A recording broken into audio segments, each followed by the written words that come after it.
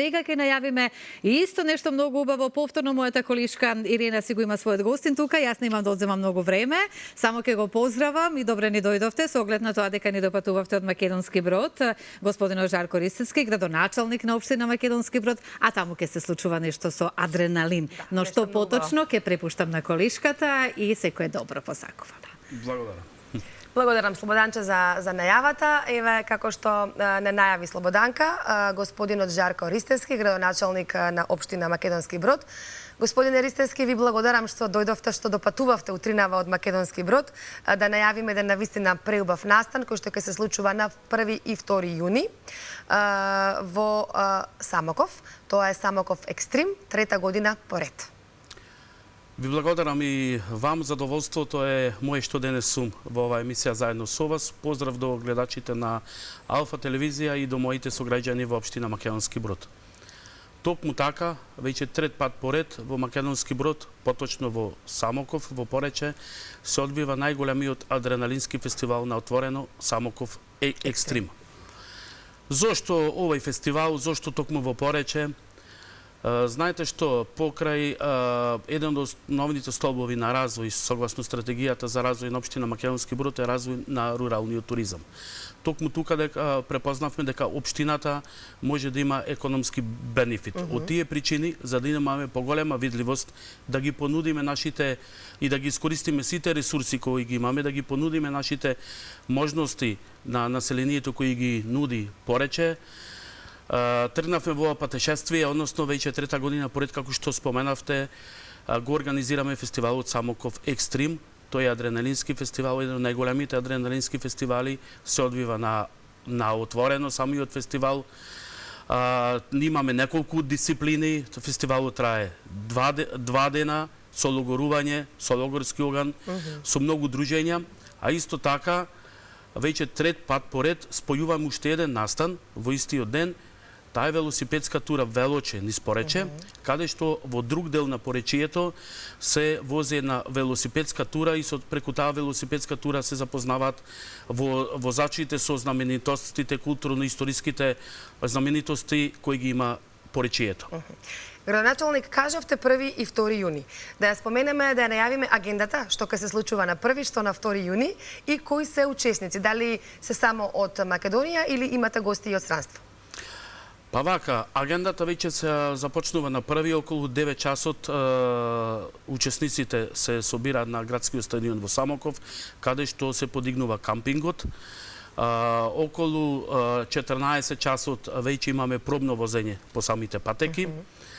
Потоа, по завршување на пробното возење, се формира логорскиот оган, се формира кампот, и потоа почнува една голема музичка забава во вечерните часови која трае до раните утрински часови, а воедно на истиот настан ќе биде пропратено и ќе го гледаме финалето во Лигата на шампиони, така да во истата вечер ќе има многу авантури, многу адреналин, а веќе сабањето во 9 часот почнува тој официјален дел, каде што учесниците стартуваат и по своите патеки. Имаме неколку дисциплини. Прво е возење на теренски возила джипови, потоа на АТФ возила, крос мотори и ја имаме таа пешачка тура. Ова година малку ќе биде поинтересно по барање на учесниците, на возачите. Се зголемува дестинацијата на таа тура каде што возат джиповите и АТФ моторите и што е доста интересно, таа веќе е 62 километри. Се стартува од кампот во Македонски Брод, од кампот во Самоков, да се тргнува село Бенче, Илино, Чафа и после завршува и се оди до Железна река. Оттаму има пауза и потоа кружна патеката се враќаат повторно во кампот, а додека пешачката тура се одвива во преку селото Бенче на падините на Добра вода, на надморска висина околу 1500 метри надморска висина. Имаме пропратена е пешачката тура, доста интересно да се каже, и со развој на хербален туризам. Така да самите водичи кои водат таа пешачка тура ги запознаваат туристите со разни билки, со разни чаеви кои ги има на планината добра вода, а исто така во овој период во Порече се атрактивна и печурката, односно лисичар и врган, така да ќе се запознаат со се што нуди природата и сакаме да го развиваме тој хербален туризам во тој дел. И потоа исто така пешачката тура завршува на градскиот стадион во Самоков. Околу 16 часот кога ќе се соберат сите учесници, има официјален ручек. Во ручекот ќе ни излегува во пресред армијата на Република Македонија, тоа познато војничко гравче.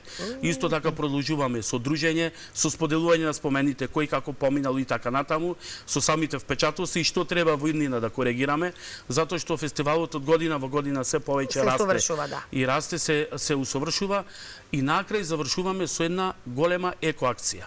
Местното население, сите учесници, еколошко друштво Треска, Младинскиот совет од Македонски Брод, завршуваме со една екоакција затоа што не е во ред да поминиме, да ги почувствуваме убавините на природата и истата да ја оставиме загадена, така да завршуваме со една екоакција, една убава порака да испратиме. Ја често пати кажувам и пак ќе се повтора, можеби сум досаден, Порече, за Порече не може да се раскажува и да се прераскажува, Порече мора да се доживее.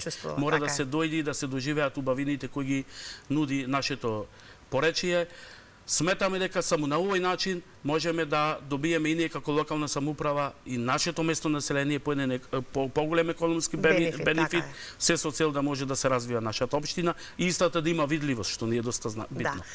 Ова е навистина преубав настан да ги поканиме сите кои што се од околината на Македонски Брод и од цела Македонија тој викенд, не овој викенд, значи петок сабота, значи наредниот 1 и 2 јуни, сите патишта водат Самоков, општина Македонски Брод и да учествуваат на оваа адреналинска трка, па не мора да учествуваат, може само и како гледачи, нели да учествуваат, да го гледаат она што ќе се случува тие 2 дена.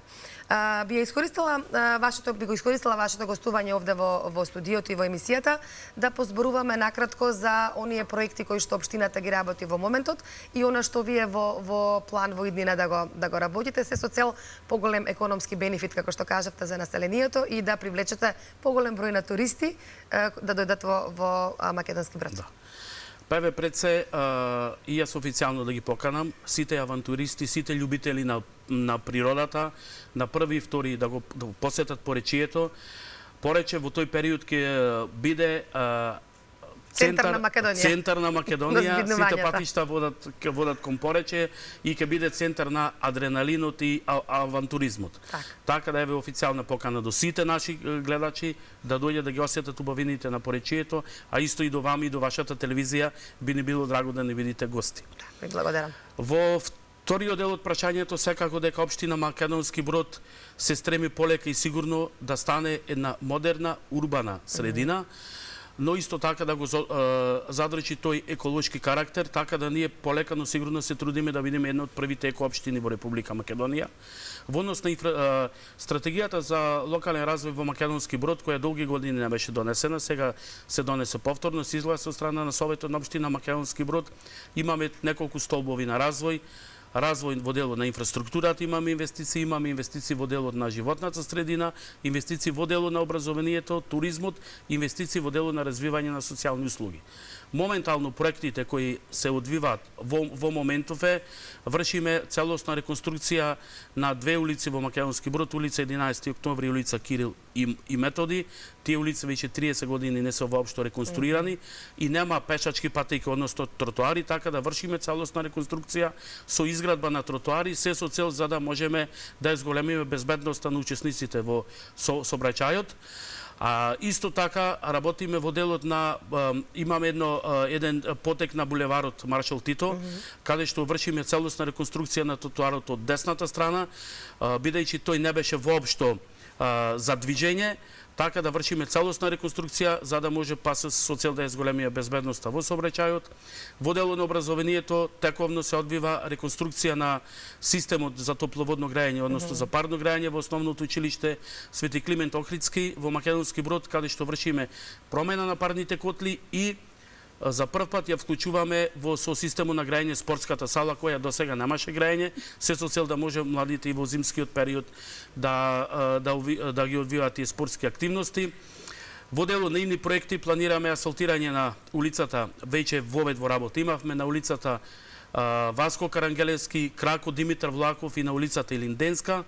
И што е за поздравување, моје доста значајно да го споменам, бидејќи јас доаѓам од таа сфера од социјалата. За прв пат Македонски Брод ќе добие дневен центар за децата со посебни потреби. Се надеваме дека во иднина и дечината со посебни потреби кои се згрижени во згрижувачки семејства во Македонски Брод ќе имаат подобри услови и мора да обезбедиме еднакви можности за сите граѓани. Така е. Многу проекти, градоначалник, на вистина имате и тековни и идни. Се надевам дека ќе ги реализирате сите во вашиот мандат. Она што зборувавме пред да влеземе овде во студиото, ве прашав за иселувањето. Каква е ситуацијата во Македонски Брод со иселување? Тука ли се, ми кажавте, околу 6.000... Да, 6.500. И 500 има жители. Остануваат ли младите сега во Македонски Брод? Станува ли Македонски Брод атрактивна општина за младите? Да не се исела, да си остана дома. Видете, Македонски Брод ја дели судбината како и останатите градови во Република Македонија. Најголемо иселувањето на општина Македонски Брод било во 70-тите години со индустриализација на Скопје, Тетово, Гостивар на околните градови.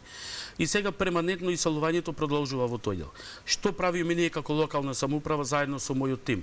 Едноставно ние не можеме да ги вратиме тие кои во некој период заминале 70-тите, 80-тите години. Но да обезбедиме пристојни услови за тие што се тука и пред се да ги задржиме младите. А би ги задржале доколку би отвориле работни места во вработување во реален сектор, така да ја развиваме индустријската зона Барбарас, каде што веќе се градат 2 фабрики. Исто тука, младите заминуваат не само од причина што не се материјално обезбедени, заминуваат и од причина што немаат и доволно содржини. Да. Така да ние сакаме да обезбедиме и социјална инклузија на младите и ние сме една од ретките помали општини која имаме службеник за млади. Го формиравме согласно одлука на Советот и статутот на општината Младински совет и сега на добар пат формираме центар за млади. Во кој центар за младите директно ќе влијаат, не само декларативно, туку директно ќе влијаат врз носење на политиките на општина Македонски Брод во делот на кои се однесуваат на нив категорија. Доколку го чуеме ни од глас, сигурно дека тие ќе сакаат да останат во нашата општина. Така е. Ви благодарам, градоначалник, за вашето гостување овде во емисијата, во Добро утро секое утро. Уште еднаш повик до сите, 1 и 2 јуни, сите патишта водат во Македонски Брод, во Самоков. Ви благодарам и вам.